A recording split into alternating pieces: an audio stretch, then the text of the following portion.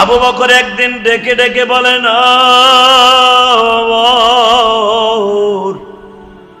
কবর এমন একটা জায়গা রে,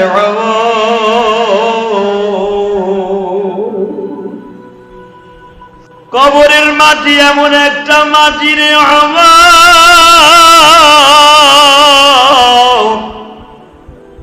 ওইখানে কে ওমর, কে আবু বকর, কে ওসমান, কে আলী, কে হাসান, কে হুসাইন, ওই কবরের মাটি কাউরে চিরে না রে ওমর।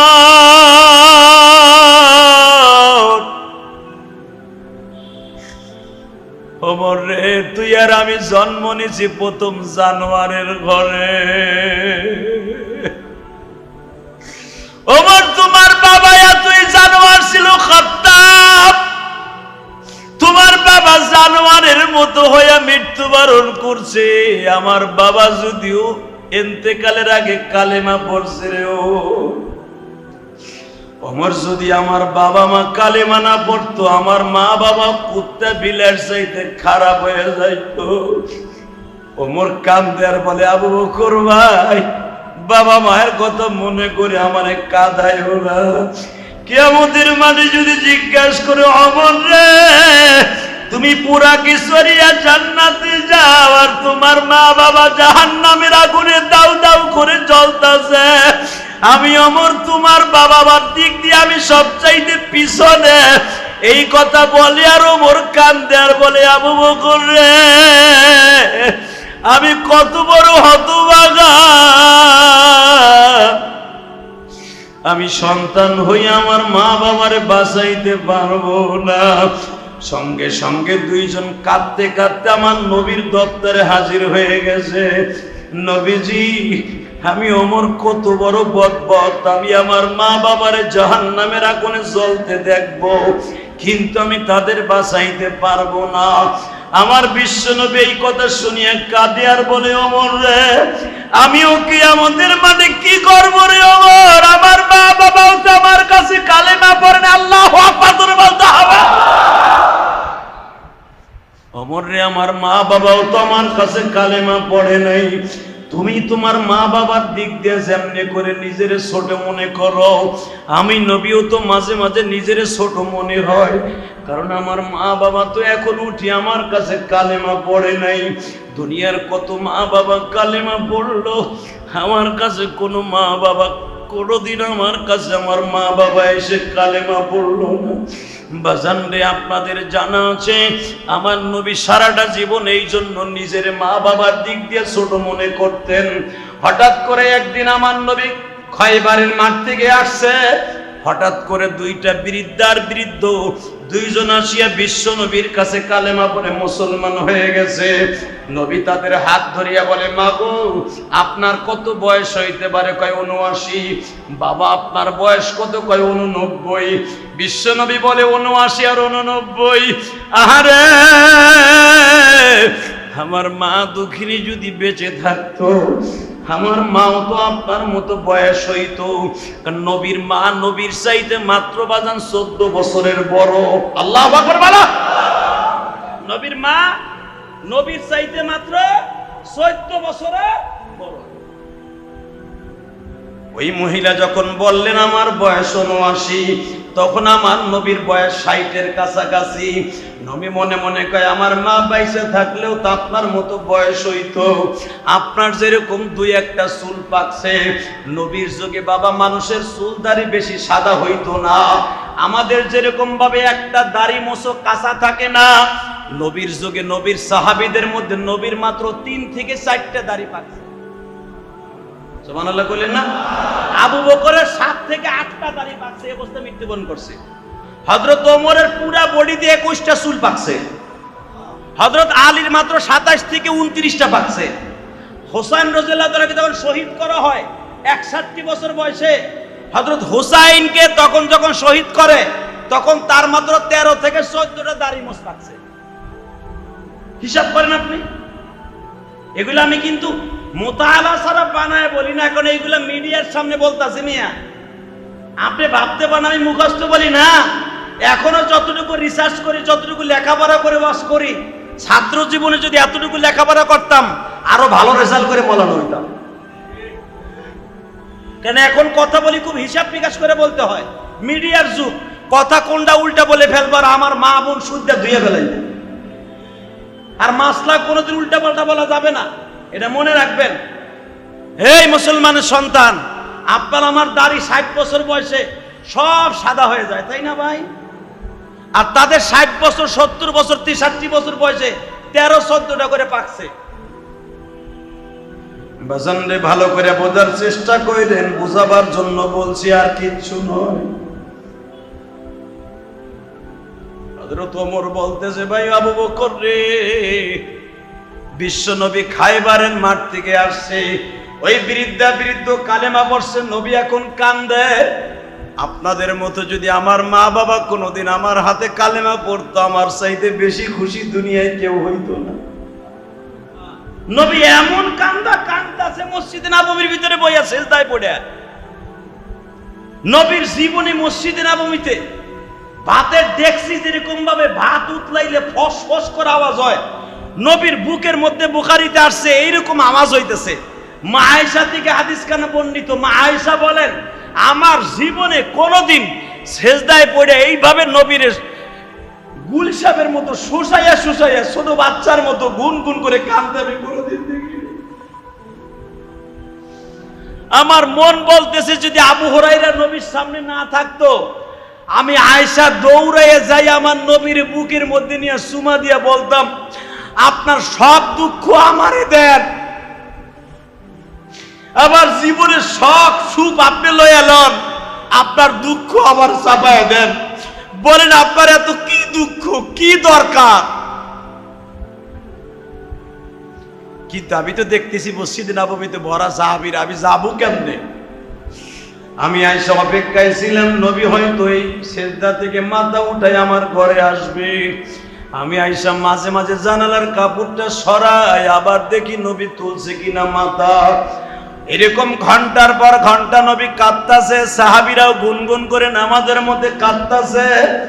হঠাৎ করে আমি রাত 2টা-3টার দিকে দেখি আমার নবীর মুখের মধ্যে মুচকি হাসি। আরো জোরে কর। আলাকে আমার আল্লাহ বলেন, আমি সবচাইতে বেশি খুশি হই যখন আমার এতিম নবীর মুখে কখনো হাসি দেখি। বুঝেন, আমি আপনাদের সংক্ষেপে বুঝাই দিলে মনে রাখবেন, আপনার বাচ্চাটা 3 মাস ধরিয়া টাইফয়েড জ্বর হইছে, ছেলেটা 24 ঘন্টার ভিতরে 16 ঘন্টাই খালি কান্দে। বাজানি এত দামি দামি খাবার দেন, বাচ্চাটা একবারও হাসে না, শুধু কান্দে।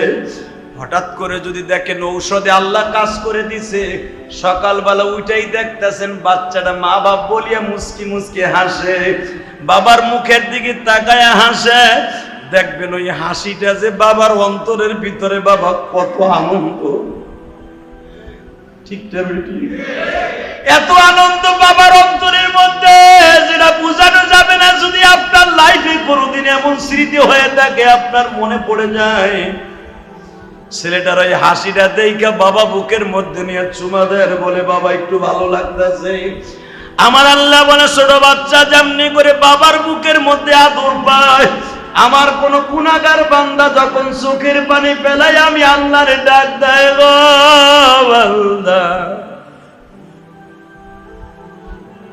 তখন তোর কান্না দেখি আমি মওলার মধ্যে অনেক আনন্দ লাগে।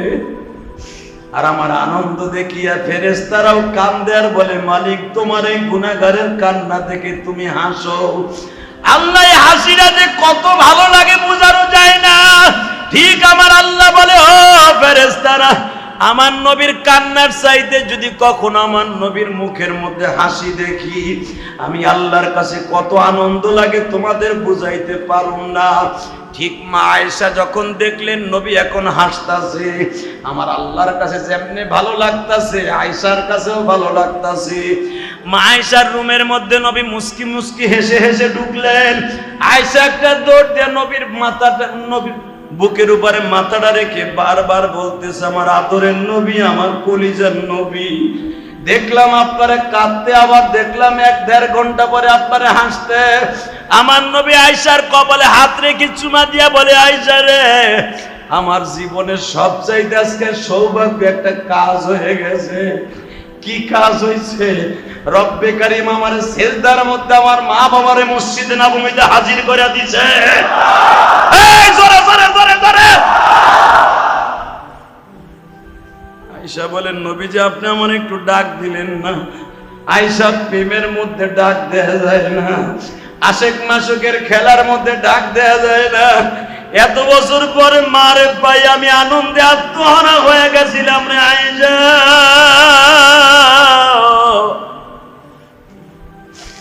এই জন্য ইমাম থানভী রাহমাতুল্লাহ তাফসিরে বায়ানুল কোরআনের মধ্যে লাগে, নবীর মা বাবাকে নিয়ে কেউ কোনোদিন প্রশ্ন তুলবা না।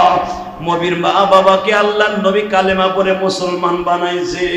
বিশ্ব নবীর মা বাবাকে একবারে জাহান্নামী বলা যাবে না। এ বাজান ভালো করে বুঝছেন আমার নবী কেন কোন দলিল দিয়ে ইমাম থানভী বলেন? মা আয়েশার এই হাদিস কারা দিয়া ইমাম থানভী রাহমাতুল্লাহ দলিল টান দিয়া বলেন, নবী মা আয়েশার ঘরে যে বলে আমার মা বাবাকে আল্লাহ আমাকে সিজদার ভিতরে কায়ার মাধ্যমে উঠাইয়া আমার হাতে কালেমা পড়াইয়া তারপরে তাদের বিদায় দিয়ে দিয়েছে। আয়েশার আমার চাইতে আনন্দে আর কেউ নাই। নবী আমার বছরের পরে বুকে ধাবর দিয়া বলতে যাবো বকর রে, তোমরা কারো কাছে বইলো না, আমি এখন একটু আশা করতে পারি, ভরসা পাইছি আমার মা বাবা হয়তো জান্নাতে যাবে।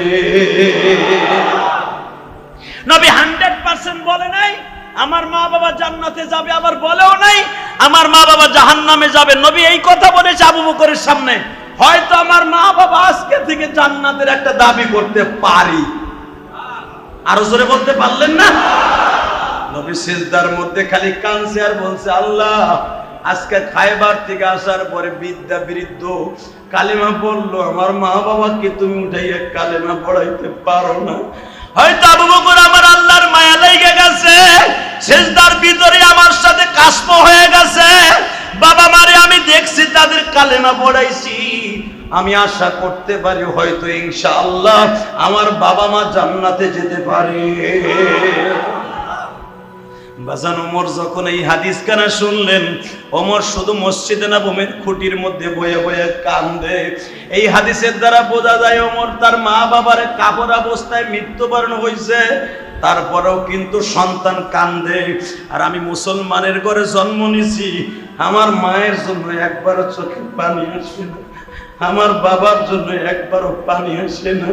আপনি আমার কাছ থেকে 100% দলিল নেন। নবী বলেন, তুমি যদি তোমার মা বাবার জন্য কাঁদো, তোমার সন্তান একদিন জুমার দিন বয়ে বয়ে কাঁদবো আর বলবো, মালিক রে আমার মা বাবারে কি মেরে নিয়ে গেছো, আমার মা বাবাকে তুমি মাফ করে দিতে পারো না।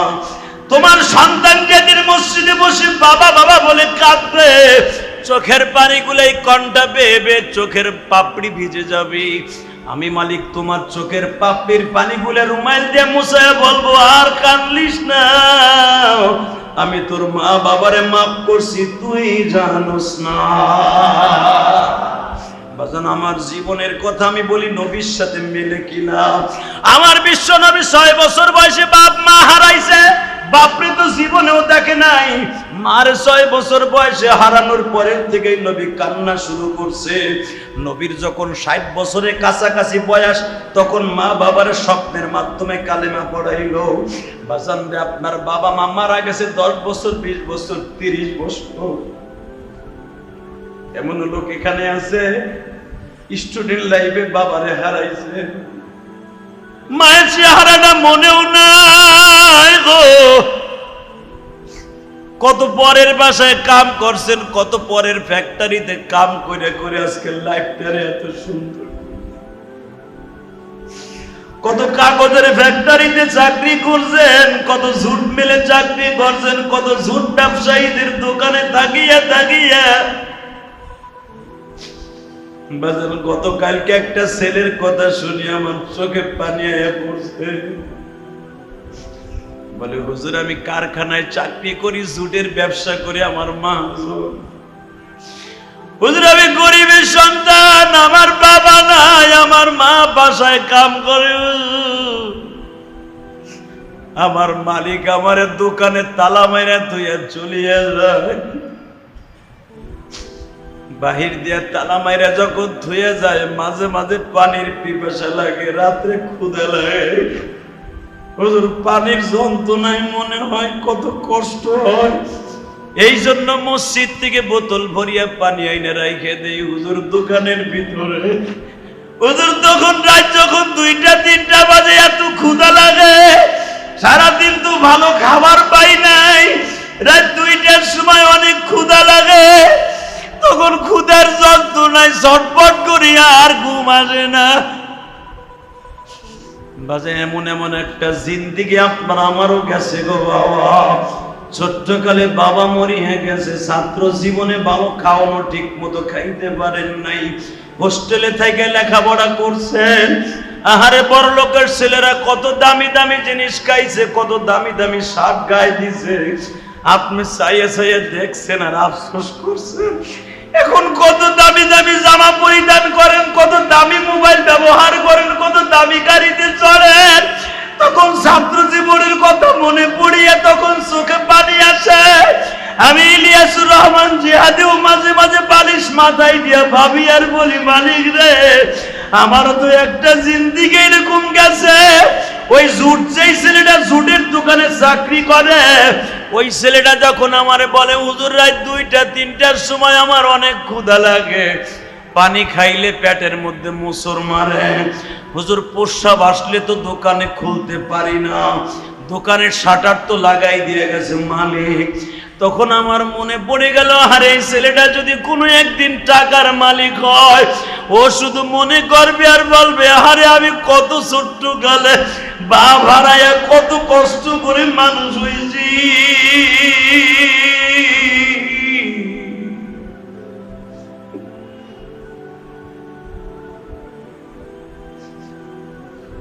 বাজান এই আফসোসটা শুধু যে তোমার আর আমার তা নয়।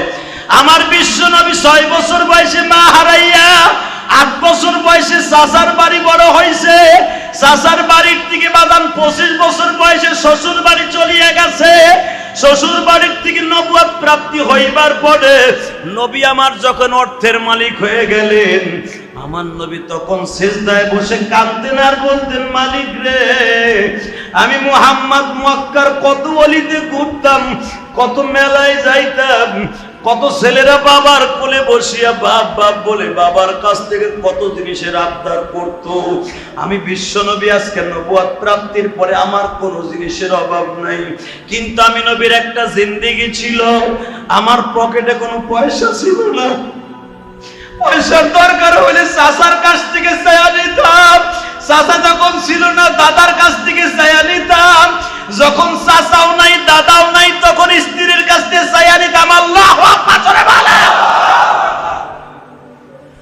আমি নবীর একটা টাকার দরকার হইলে খাদিজার কাছ থেকে চাইয়া নিতাম।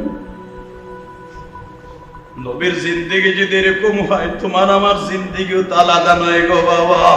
নবী আমার মডেল, এই জন্যই তো আল্লাহ কোরআনে বলেছেন, লাকাদ কানা লাকুম ফি রাসূলিল্লাহি উসওয়াতুন হাসানা।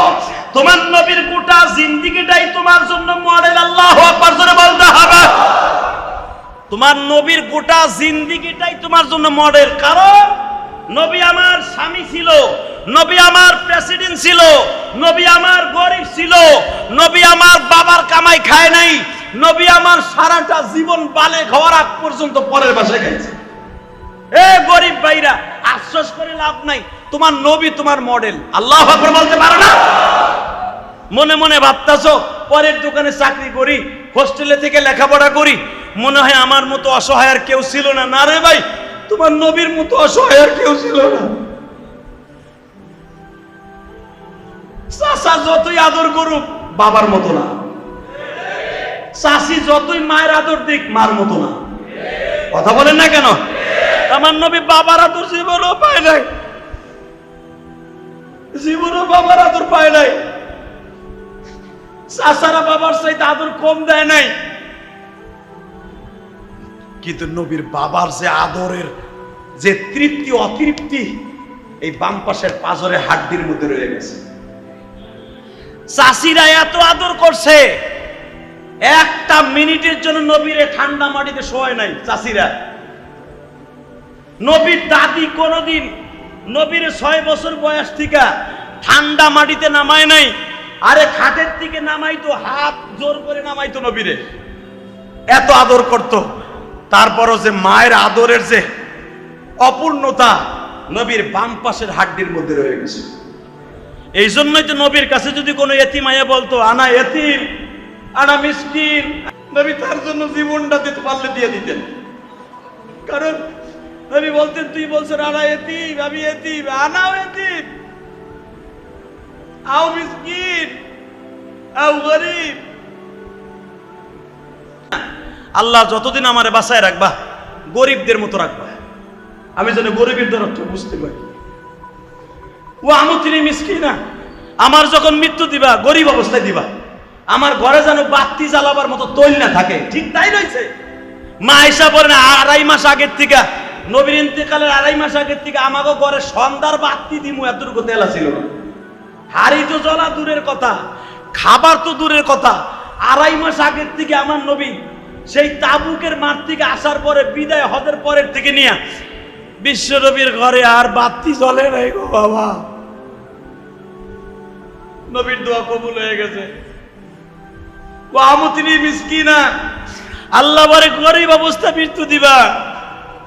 ওয়াহশুরনি ফি জুমরাতিল মাসাকিন, আল্লাহ কিয়ামতের মাঠে যখন এতিম মিসকিনরা উঠবে, গরিবরা উঠবে, ওয়াহশুরনি, আমার হাসর করবা ফি জুমরাতিল মাসাকিন, কিয়ামতের মাঠে তাদের সাথে মা ফি জুমরাতিল মাসাকিন, তাদের সাথে করবা। কারণ গরিবরা ধনীদের 500 বছর আগে জান্নাতে চলে যাবে, আমি তাদের সাথে থাকবো। কারণ আমি নবী যদি না থাকি তাহলে তো তারা 500 বছরের পিছনে পড়ে যাবে। কারণ আমি যাওয়া ছাড়া তো গরিবরা জান্নাতে ঢুকতে পারবে না। আমি গরিবদের সাথে থাকলে গরিবরা তাড়াতাড়ি ঢুকতে পারবে। মেরে ভাই দোস্ত বলতে এই জন্য কি অর্থের দরকার আছে না নাই? অনেক মানুষ আছে দেখবেন অর্থ আছে কিন্তু সে গরিব, ভালো জামা গায়ে দেয় না, সে ভালো ফকর করে না, গৌরব করে না, সাধারণ মানুষের মতো চলে, যাকাত ফাতরা ঠিক মতো আদায় করে, গরিবের খবর লয়, গরিবের সাথে যেই ব্যবহার করে এমপির সাথেও সেই ব্যবহার করে। এরকম লোক আছে না নাই? আবার দেখবেন মাত্র একটা গাড়ির মালিক, একটা 5 তলা বাড়ির মালিক, ওর ভুটানগিরির এলাকার মানুষ অস্থির। এরকম লোক আছে না নাই? না রে ভাই, বুঝতাম তোমার কাফনের কাপড় বেশি দাম দিয়ে দিবে, তোমার কাফনের কাপড় 10টা দিবে আর আমি ইলিয়াস মোহাম্মদ জিহাদি 3টা দিবে। বুঝতাম তুমি 10 তলার মালিকের 10 খানা কাপড় দিবে, আর রিক্সা চালক, ঠেলা গাড়ি আর জুট ব্যবসায়ী মাত্র 3 খানা দিবে, তাহলে বুঝতাম তোমার দাম বেশি। না রে ভাই, তুমিও 3 খান, আমিও 3 খান, রিক্সা চালক 3 খান, ওই ধনীও 3 খান, গরিবও 3 খান। আর বিশ্বনবী গরিবের পক্ষেই সাপোর্ট দিয়েছে। আল্লাহ রাব্বুল আলামিন আমাদের সবাইকে ঈমান আমলকে ঠিক করে কবর যাওয়ার তৌফিক দান করুন। 5 ওয়াক্ত নামাজ পড়ে দুনিয়ার থেকে কেবের মুক্ত, অহংকার মুক্ত জীবন ধারণ করে ঈমান নিয়ে কবর যাওয়ার তৌফিক দান করুন।